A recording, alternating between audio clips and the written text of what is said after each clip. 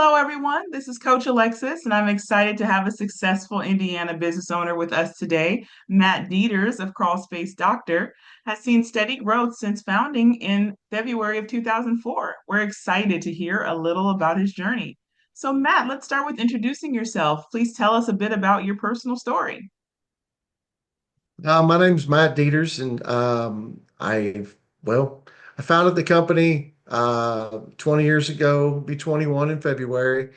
I did many other things before I started doing this, which has helped me to grow into what I am. I worked for many service companies, and I took a lot of what they were unable to do because they were too large and tried to apply it here.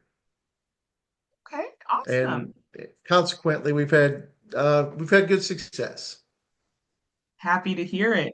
So, how did the business come about? How did you come up with the name? And at what point did you decide that you had the confidence to run your own company? I um, I was working for one of the major service industries at the time, and at that point in time, they had come to us because they were struggling and they were going to expect us to do about the same amount of work and make less money. And I had decided to go out on a different adventure. I didn't wasn't doing crawl spaces on my first adventure. I did something else. But I got a little slow with that, and I had a couple friends in that owned Crawlspace Doctor franchises. Hence, since that point, um, I grew with them. So Crawlspace Doctor is a franchise, and we do have territories that we all take care of. But I grew, um, just grew over time. And consequently, this is where we're at.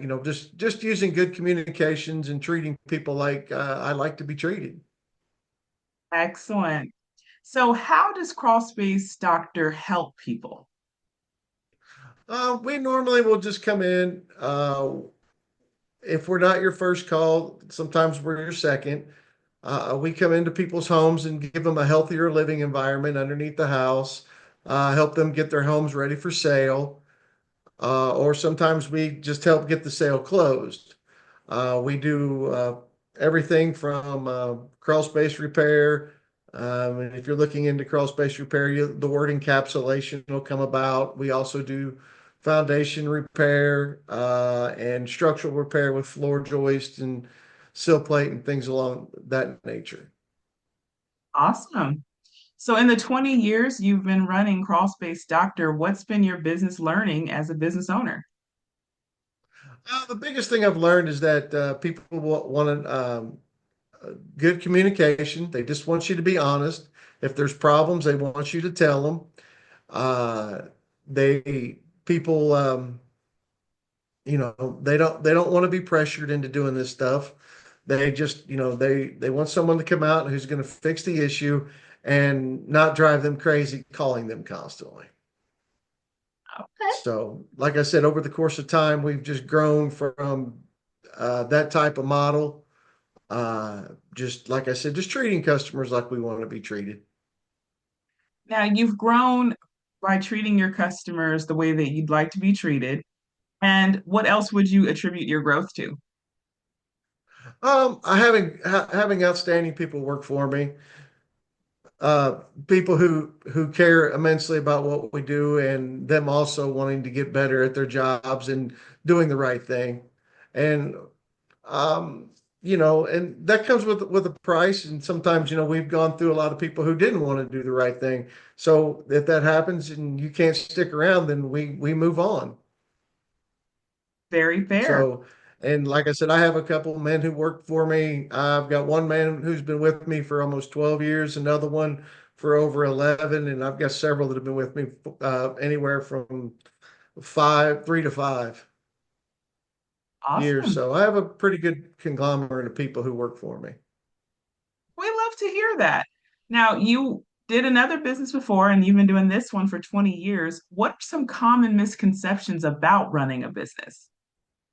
The common misconceptions are about running a business is that you're going to have an infinite supply of money, because that's not always the case. And you're going to work less.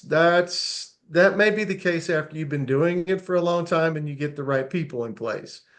But the business owner ordinarily, not always, works more hours and has more invested, and they also have to consider how to help to keep growing. Because if you're not growing, tends to be you're dying, and it makes it very hard. That makes a lot of sense. So, as you think of the next 1 to 2 years, what is your number one challenge or focus area to achieve your goals? The number one challenge has just been cost of goods. Cost of goods has changed so much in the last 5 years. I've had some of my the services and things that we use have actually tripled in price.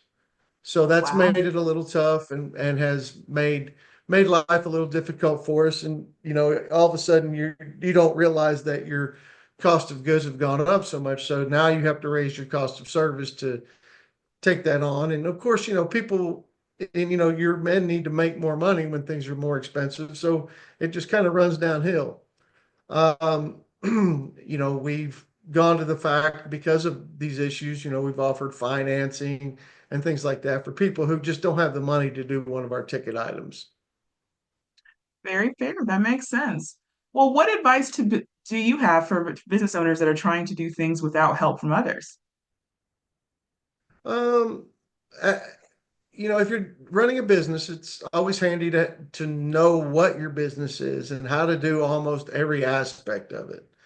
I can do every aspect of my business. There's nothing within my company I can't do, which has helped me immensely in the fact that, like, if I know something can be done, I can go out and do it. That's helped me. Not everybody has that ability. Um, the other big thing I would recommend would be